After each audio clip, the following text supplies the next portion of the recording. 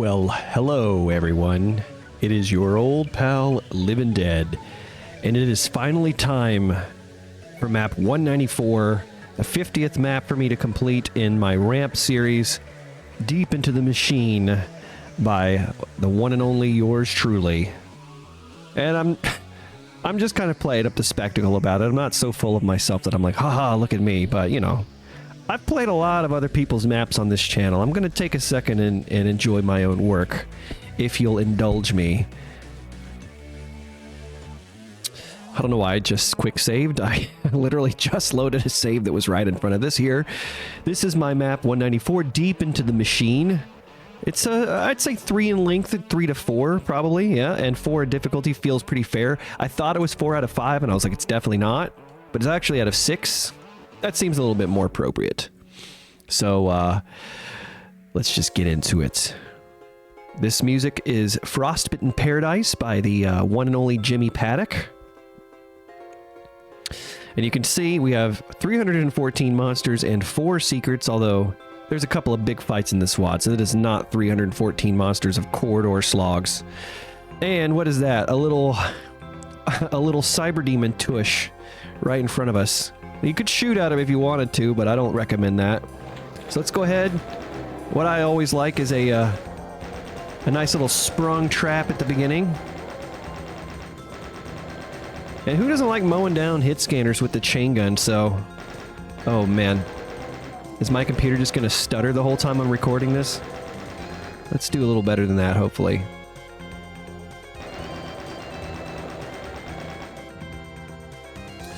But, yeah, I kind of had a very vague concept of this map when I started making it. I didn't really know what I was going for, but I wanted to take the opportunity to make a community project map, since ramp was you know, spinning back up again for its 3rd year in a row. I have not done one for the previous 2 ramps, and I don't really do a lot of community projects in general, so I feel like a good opportunity. And for some reason, I just knew I wanted to do something that was, you pick up the chain gun at the beginning and you kill a bunch of hit scanners. I just knew that that's what I wanted to do for the beginning, and that's basically it. Funny enough, I actually have a prototype map of a completely different map, also called Deep into the Machine. And for some reason, I felt like recycling that concept into this map. And primarily because this project allows you to submit a map in any format you want. And I figured, you know what, I haven't done a UDMF map in a while. And so if I'm going to do a UDMF map, I'm going to just go for something a little bit crazy and just kind of push myself creatively and experimenting with things that I've not done in Doom mapping before. And that's what the old Deep into the Machine that I started making probably about 2 years ago was like. So, I always have this desire to start you off in an interesting looking room. So I figured starting with the player off facing a cyber demon in a cage with a cool cascading like sequence would be a good way to kick the map off. I love monolithic stuff, just giant structures that kind of dominate the visual scape. And that's kind of what this beginning room is meant to look like. There's a good combination here of, oh, that's a weird effect, of dynamic lights and pre-baked lighting, so that if somebody's playing without dynamic lights, the lighting still looks good. And sector lighting as well, so that's kind of what this is. And then there's some circular dynamic lights, and then these hard shadows are just regular old pre-baked sector lighting. So I try to always do a combination of, or I should say that when I map in UDMF format, I think that, you know, it's fair to use all the tools at your disposal. But I try not to use only the advanced tools. I try to mix it with the classic techniques as well as the new techniques, and I think that gives it a very good cohesive style. So the theme of this map, of course, Deep into the Machine, is just, I just was kind of inspired by just dominating industrial kind of, I don't know, just kind of something kind of intense and industrial is kind of what I was going for. Something that feels a little bit dominating, I suppose. This particular room in itself, I was actually watching the Silo show on Apple TV at the time, which is based on a series of books by Hugh Howey that are all very good. Kind of a bit Fallout-esque. It's a bunch of people who live in a silo underground, and they're not allowed to leave, and they don't know how long they've been there or why or what it's like outside, other than it's supposed to be a hostile environment. And in the show, a lot of the sets have this kind of like really cool orange, sort of claustrophobic sort of vibe going on to them. And so this room was kind of inspired by that for some reason. I did a lot of arched ceilings to kind of give it this sort of yeah, I mean, just these arched ceilings and these different lights. There's a little lighting effect in each of these little sectors here. And the cyber demon you can hear is the cyber demon from the start.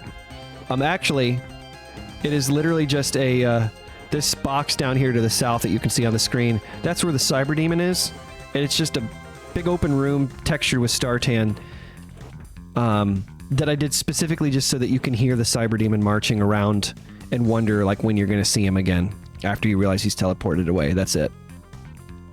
So I did want to contrast this tiny room with something, and I think discovering cool visual stuff is as awesome for the player as finding a cool weapon or something else. So I wanted to come out of this claustrophobic room where you don't really know where you're going, and then you kind of have one of these like, oh wow, what is this? So this that you can see there very faintly in the background is kind of the main visual centerpiece of this area, in my opinion.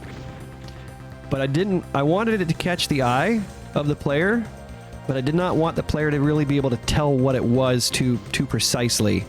So there's a lot of things going on in this room. A lot of different enemies that are kind of able to shoot at us. We pick up the rocket launcher, we'll open this door here. So we want to be quick against this Mancubus because there's a Revenant down here that can take pot shots, and the Baron, who's mostly just there to be a very sturdy turret that can't be easily dealt with the current resources the player has. So I'm going to draw this Pinky out here because this is the first real major trap here. 2 Revenants and an Archvile just popped out of the wall behind me. And this is a very tricky trap with how few monsters it has in it. The 2 Revenants and the Pinkies really make it super dangerous. I think I can kill him with a chain gun. Yep.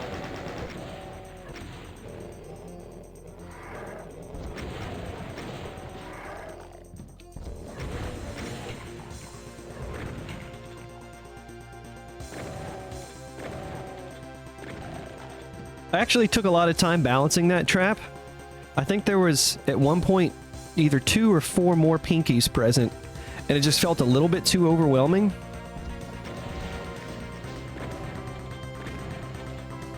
So I dialed it back. I have to remind myself a lot of times that like not every trap has to be like fucking in deadly difficulty, and that there's a progression to the difficulty curve that's appropriate for most maps, unless you're doing you know, Rubik's or something like that. So this raises the bridge, and then using it, so you can hear that's actually a lowering floor, not a lift.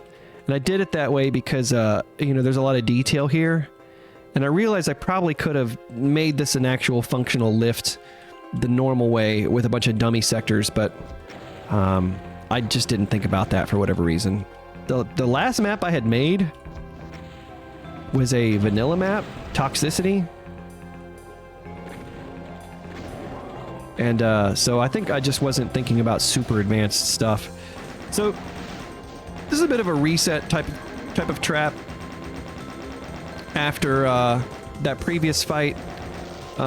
It's not meant to be easy, but I didn't really mind that the player can just kind of back out of the room and deal with the enemies that way, because eventually you're going to run out of ammo and you're going to need to come into this room anyways. So I don't always feel the need to lock the player in when I know that resources are going to be a motivating factor for where they will choose to move. So we're going to come in here, collect some ammo. When you go for this health, this closet opens up, and most unaware players will end up inevitably springing this trap without thinking too much about it. Now, this was another thing that was kind of a visual set piece to me, was just this Quake 2 looking kind of thing going on here. And I really just wanted to experiment with visually making like a cool curved slope. I did this the old-fashioned way before I knew that there was a different way to do curved, but these are, you know, triangle sectors. Now you can do curves or slopes without doing triangle sectors in Ultimate Doom Builder.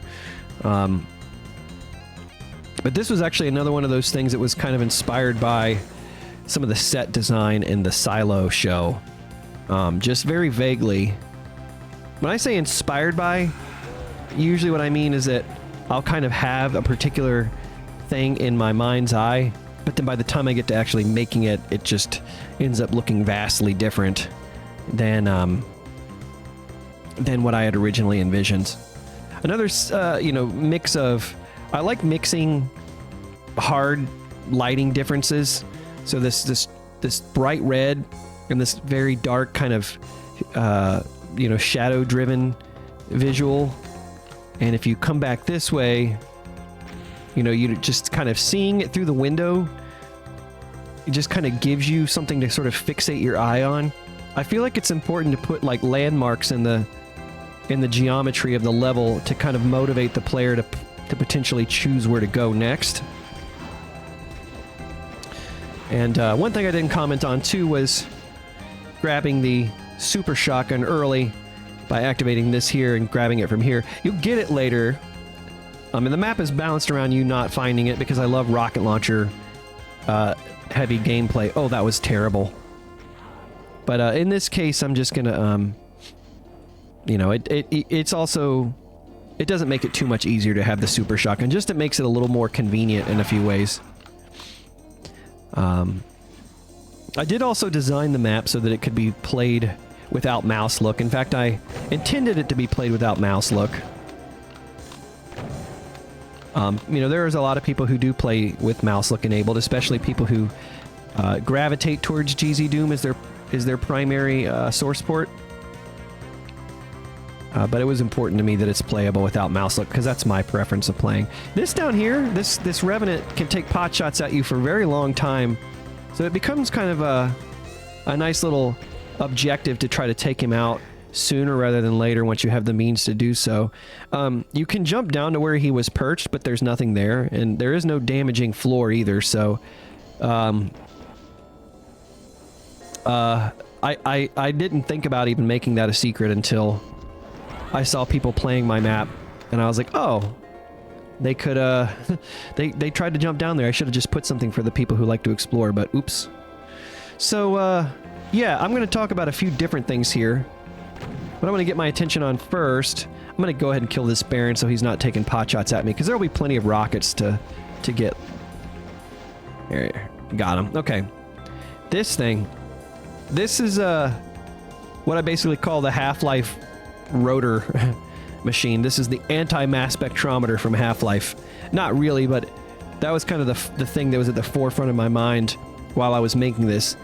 And basically what this is a poly object in here, the spinning sector, that's configured via scripting to just rotate.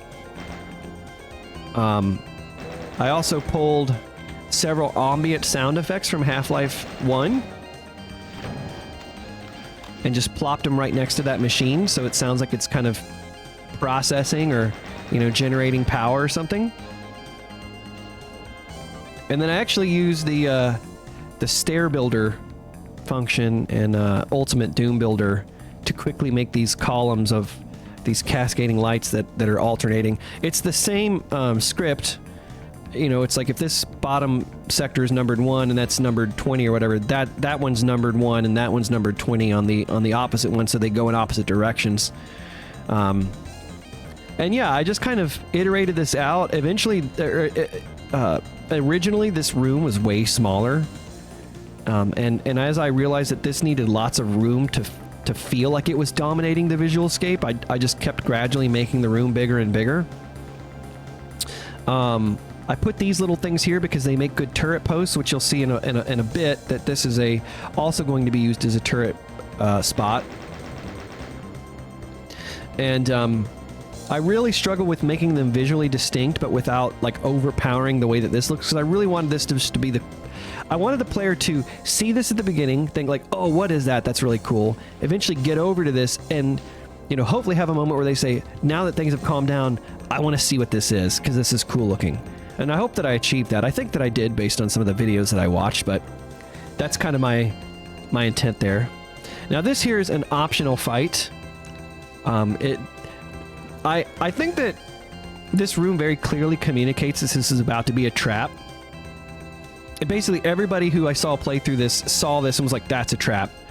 I love this flashing red light on the Berserk pack, by the way. That's when I realized I could do that, it just made me so pleased. But this basically is, in my opinion, kind of like a rehash or a remix of the first Archvile trap in this map. And I set this up this way to entice people to try to punch the Archvile to death. I'm gonna die, yep. And, you know, like kind of in a give it a try if you dare sort of way. But I think most people just, you know, try to kill the pinkies as quickly as possible. And then just rocket the Archvile to death. Because, why wouldn't you? But the challenge is there if anybody wants to take it up. I think having some optional ways to set your own difficulty is kind of fun at times.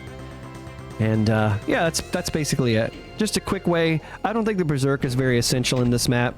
And what ends up happening is that you end up exhausting a lot of the health that you recover from picking up that Berserk pack.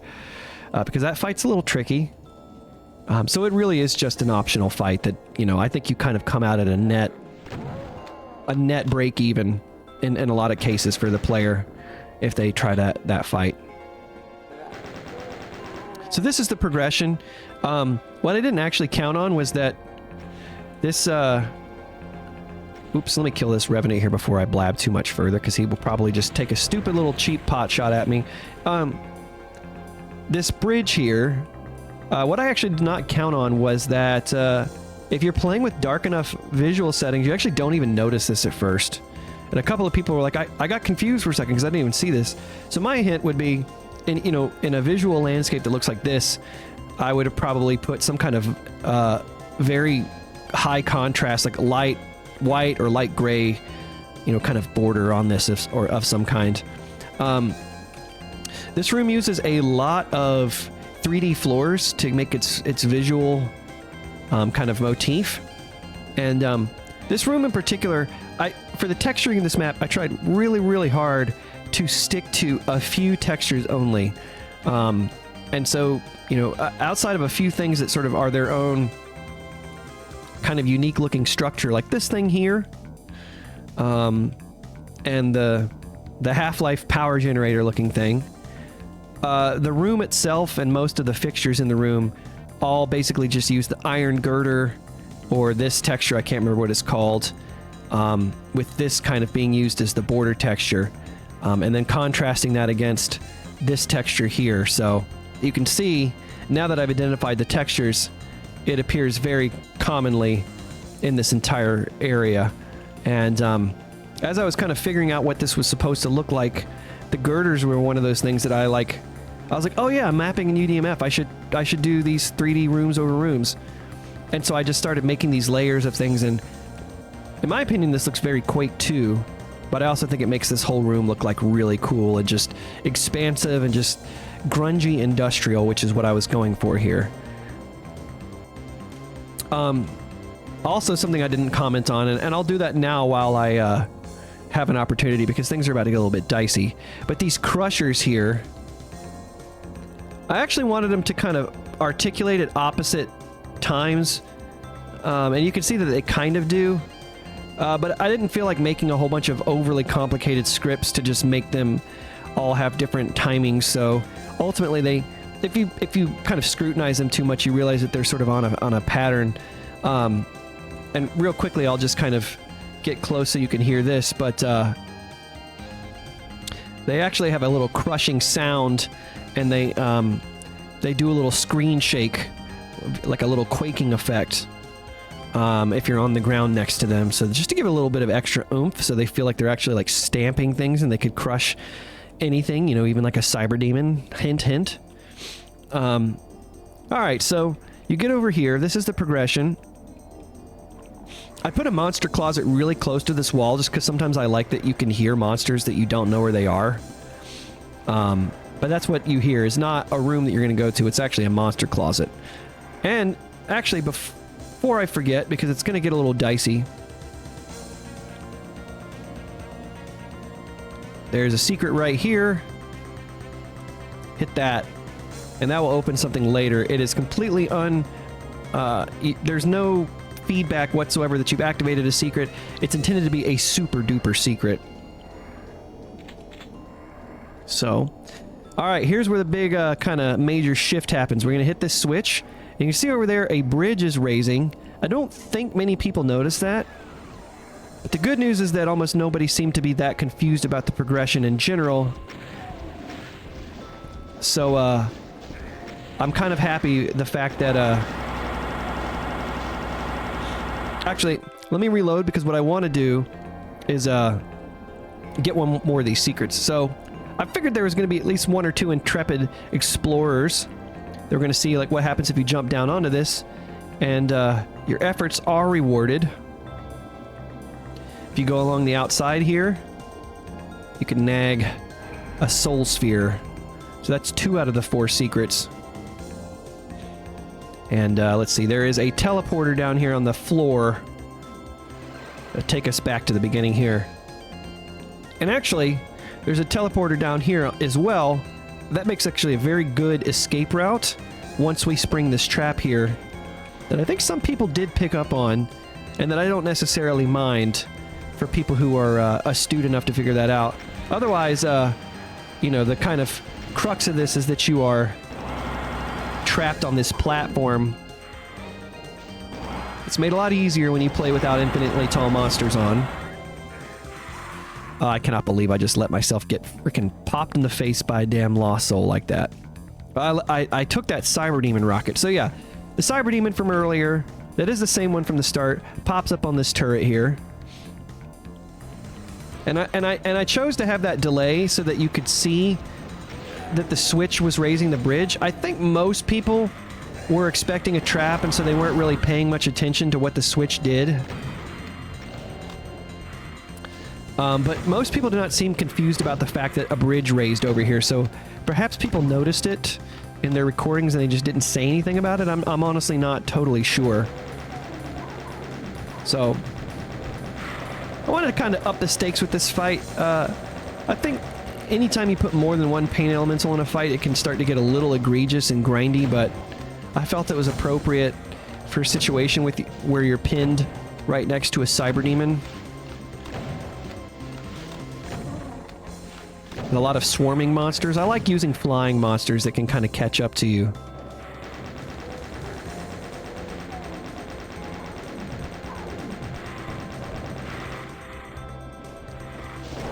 Move! So there are some plasma available to pick up. Whew. Do a little parkour there to get to safety. And I'm mostly out of my my safe weapons minus the plasma gun. So this is one of those situations where I carefully balanced the ammo because I wanted to give the player plasma as a kind of like a emergency weapon. I think it makes a very good emergency weapon, but I didn't really want anybody to kill the Cyber Demon. It was one of those things where it's like, if you somehow find a way to have enough ammo and you choose to, I'm not going to be upset that you killed the Cyber Demon. But I want the Cyber Demon to stay alive because he's going to continue to be a nuisance as we try to make our way. This is now the pass. So now this bridge is raised. We're going to go along these here. And, oh no, Revenants have popped up. Just to give it a little bit of extra pressure. Now, I didn't actually think this part was that hard. I thought it was probably pretty easy to cheese this fight. But, perhaps it is a little bit trickier than I gave it credit for certain people. It also depends on your RNG and like how much homing rockets you're getting. But honestly, once you get at least to this one, the Cyber Demon can be pretty good at hitting at least one or two of these Revenants most of the time. It doesn't always do that. Alright. And yeah, just a little pile of shotgunners because that's a fun thing to kind of just put around a corner. So yeah, that's kind of how you get through that. It's not a very dangerous part, but it's meant to feel a little harrowing at the very least. Here's another thing. I always like it when things like have a reason for being where they are in maps. So the lava here at the very bottom of this pit, having a reason for being here, and I put a neat little, you know, highly detailed lava fall with a cool little footbridge that goes across it, and this little churning device that also uses sound effects from Half-Life. I think all the ambient sound effects in this map are from Half-Life. So here's the switch that I opened earlier. This door is now openable on this side. It was not openable on the other side. That just allows you to complete a loop so you don't have to go back across the parkour path again. And a little secret break room. So we can get some cells.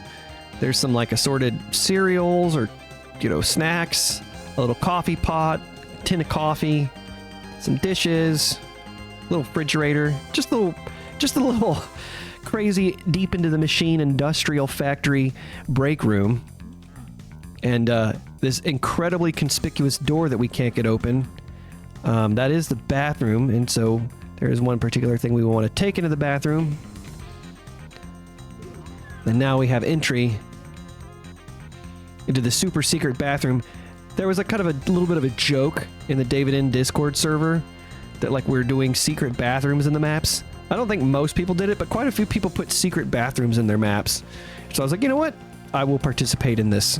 So here's my attempt at a weird, demonically fancy bathroom that I think hopefully fits in with the industrial vibe, but still looks kind of fancy. There's a weird little like hot tub. That's the last secret, by the way. And, you know, some toilets with some unsavories in them. And that's it. Just a little cheeky thing. The Megasphere is a pretty big little find.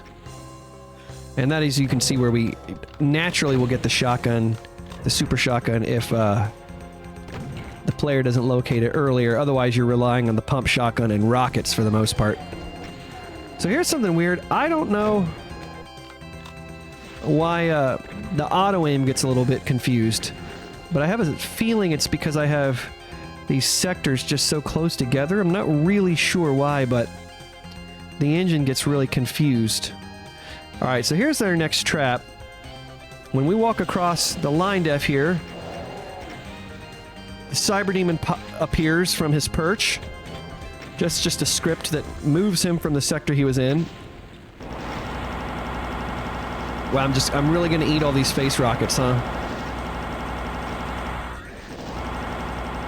And yeah, you get sandwiched in between the Cyber Demon and a bunch of chain gunners. Which, if you're quick, you can just make the Cyber Demon kill the chain gunners. It's probably best to stay back and not rile up too much stuff. There's a pain elemental that will wake up if you go far enough, but he won't if you don't. Alright, so here's the fun little thing you can do in this map. If we can stay out of his danger zone for long enough. Come on out here, Cybe. Oof.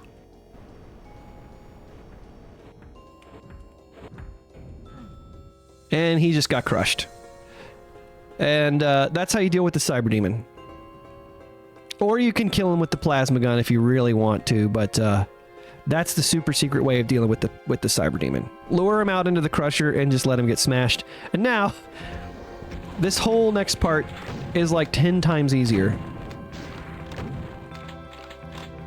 So here's what happens. Now I want you to just imagine this fight that you're about to see if the Cyber Demon had not been crushed.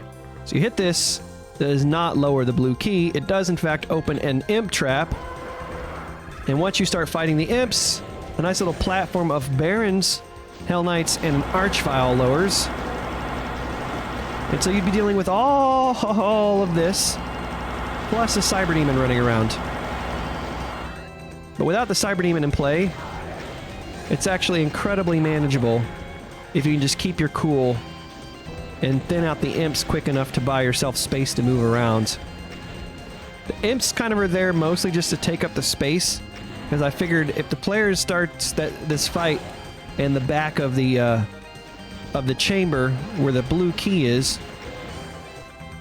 they activate the they wake up the archvile pack. You know, they're going to want to move in this direction, especially with the cyber demon kind of chasing them down. Imps are there to kind of give you a new mini objective. I got to kill all these imps so that I can get space. Just make the whole thing a bit frantic. So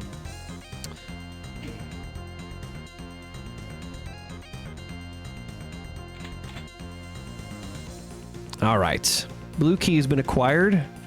So now we can we're actually almost done with the map.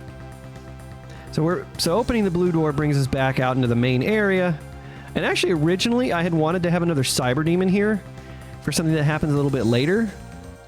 But I just ended up scrapping it because I just wanted to get the map done more than I wanted to fool with a bunch of additional gimmickry. So this is kind of the last sort of hurrah. Just a last little checkpoint. You go into the blue door. This is just meant to feel a little ominous. I wanted something that I could detail fairly easily. So that's kind of what this room ended up looking like. Just a nice little cache of things to stock you back up. I think sometimes it's important to remember that at times you want to kind of place supplies to like reset the player, which I feel like sometimes mappers don't think about. Is it like, you know, like you should design a fight that like, I need to make sure the player has like maximum health when they start this fight. So I'm just going to put enough, you know, soul sphere or berserk pack or enough hit med kits or something like that. Some mappers maybe forget about that, but I think that's important to do every now and again, especially if you have a lot of set pieces. So this is meant to just kind of be a very, you know, sort of intimidating little final chamber to kind of go into. Ominous, like, ooh, what's going to happen here? And now we are finding ourselves deep into the machine. This was a very fun area to design. Visually, just a lot of, you know, Sunder-esque shapes, I would probably say, in terms of the geometry. With the added benefit of UDMF scripting and colored lighting. And of course, delicious Half-Life sounds.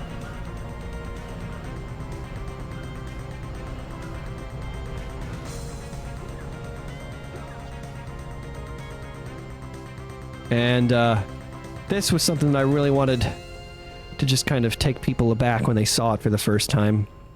I know that the sequence of boom-esque lighting is not particularly novel in this day and age, but it still makes me very pleased to see it, and I wanted to try to make my hand at something like that, so there we go. Alright, so this fight triggers when you walk into the central area. These lower, and guests arrive. So what the first part of this is a multi-stage fight. Basically, as more time goes on, the script runs and new things happen. The first stage of the fight is a pack of revenants and pinkies, a pain elemental, and some cacodemons. Actually, I think the pain elemental arrives later. I happen to think that this is actually really easy. For the most part. I'm going to probably die anyways, but I find it fairly easy. I slowed down the entry of monsters pretty substantially based on feedback from testing. This fight originally was way harder. Now we have hit scanners showing up. There's the pain elemental I was talking about earlier. Of course, we have some arachnotrons, because they are great at sort of cutting off your ability to circle strafe, or to double back, I should say. They make it really hard to kind of go to dodge back and forth. You can see, I mean, I don't really feel like I'm running out of space all that much, even with some fairly lax play. Now some chain gunners arrive to just kind of change your priority up a little bit.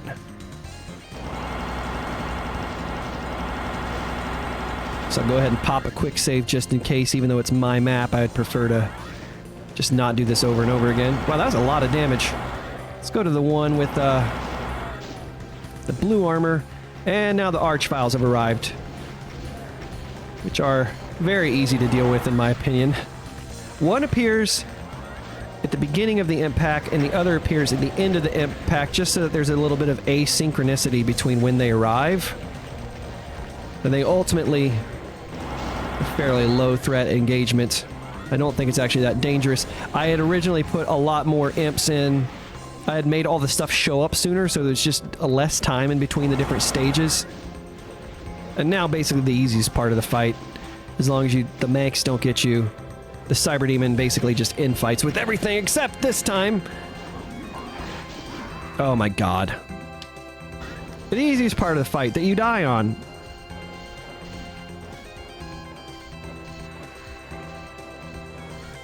And now that I, like, so handily killed that Archvile, watch him give me frickin' trouble this time.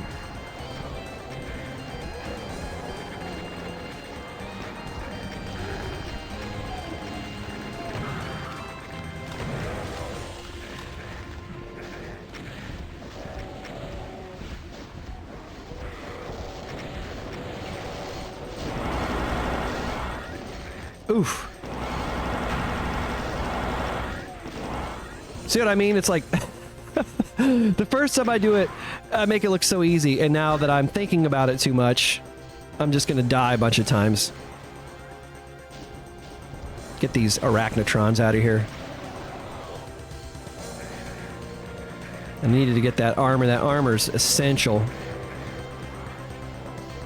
There we go.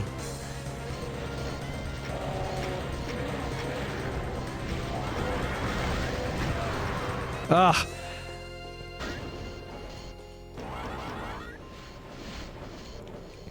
Armor.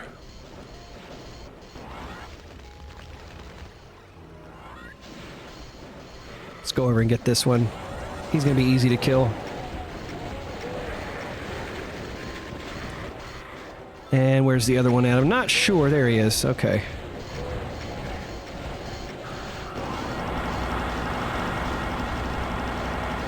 That is a damaging sector, by the way, in that chamber, so you can't just hide out in there and avoid crossfire that way. Alright. Pop another quick save just to make this simple.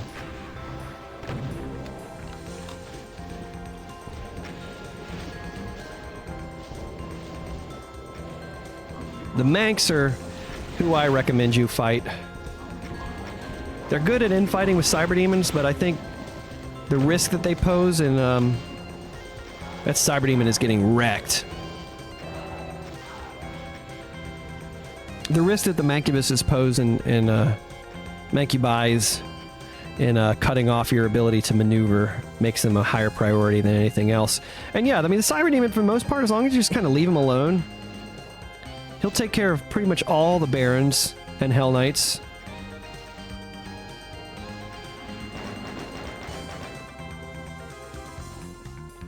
And, yeah, I mean, I know I died a few times, but I think it's fairly evident, hopefully fairly self-evident, that this is not that hard of a fight, ultimately. It looks scarier than it is.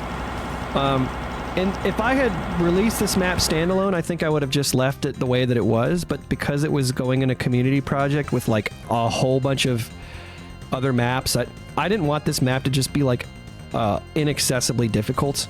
I wanted, like, more people than not to be able to play this map, so I made it a lot easier. But yeah, the original iteration of that fight was just more meat in general. Pretty much every arrangement of monsters, there was more of them, and the waves had a lot of less time in between them. So now that the once the Cyber Demon appears, actually these two switches in the teleporting chambers become visible. And hitting the two switches activates the exit, and also will raise this bridge back up so that we can go back and explore if we need to, just for those people who complain about the fact that you can't go back. Oh, shit. That, interesting. That script is not supposed to trigger in that way. Huh. Something interesting just happened that I was not expecting, and I'm not totally sure what, but okay, whatever. And, by the way, since it didn't really come up, but if you fall off the arena, of course you just die instantly because you got to stay on the arena. That's why. Yep, that's the map. I was originally going to do this as a development diary, but I figured it was going to take long enough on its own, and I just don't really feel like editing a video right now, so that's kind of it. That's Deep Into the Machine. That is 50 maps in Ramp 2023 completed. Thank you so much for coming along for the ride. I have more Ramp Roulette in store for sure. Just probably be a little while before I have another one. I'm going to maybe try to get back to Insanity Edge. I don't know. So there's a few things, and then at some point I'll probably try to mix in some new stuff that I haven't played yet in terms of video content. But for now, this is what we're getting.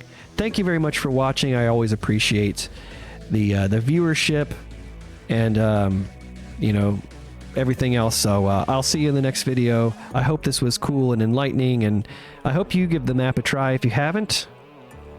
And let me know if you have any questions about it. You know, if that was kind of one of the reasons I was going to do a development diary, or a mapping diary, I should say. It was just to kind of talk about the development process, but there really wasn't a whole lot of specifics to... There wasn't like a good topic for it. It's kind of what it felt like. So I felt like just doing a playthrough and talking about it was sufficient enough. But if there are any weird, you know, or specific questions anybody has about the development of that map, then feel free to let me know, and you know, we'll see how... Well, yeah. That's all I gotta say, I guess. So there you go. Thank you again. Bye-bye now.